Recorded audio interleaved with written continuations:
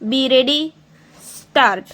The notable feature of the recent trends in India's foreign trade is the remarkable rise in the exports of several non-traditional items. Particularly gratifying has been the growth of engineering experts. Total exports, which were worth only a few crores some years ago, amounted to no less than rupees 120 crores in 1976-77.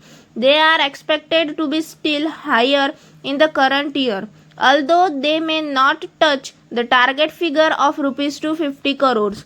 The exports includes, besides simple consumer items like fans and sewing machine, a wide range of machine tools, plant and machinery, structural fabrication, power station equipment, and heavy transport equipment like wagons, coaches, and trucks.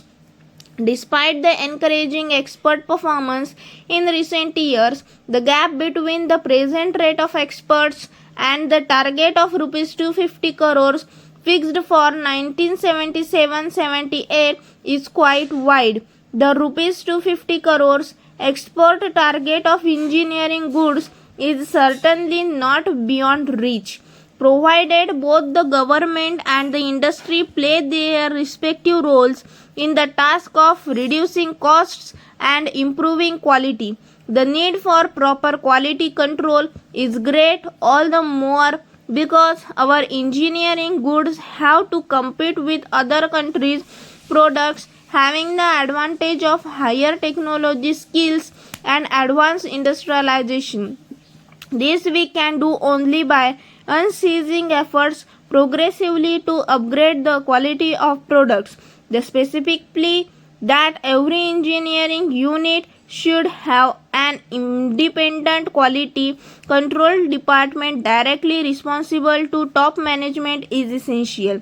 Even so, the suggestion for setting up a national council like that in Britain jointly by the industry and the government to ensure quality and reliability deserves consideration. Such a council can be of great service by undertaking a nationwide campaign of education and public relations to increase the awareness of the importance of quality.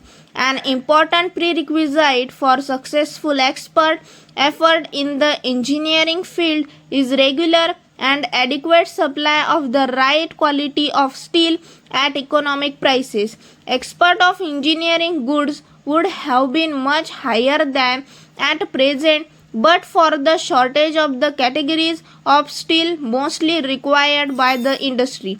Indeed, the industry was asked at one time recently not to book fresh export orders in view of the difficulty involved in arranging for steel supplies.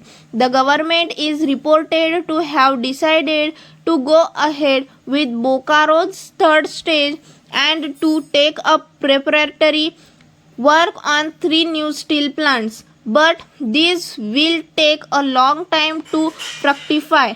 The question is whether the capacities of the existing steel works in the both public and private sectors cannot be expanded with a readjustment of the production pattern to suit the re-equipments of engineering industries. No less important for a successful expert effort is adequate knowledge about the products in demand. Stop.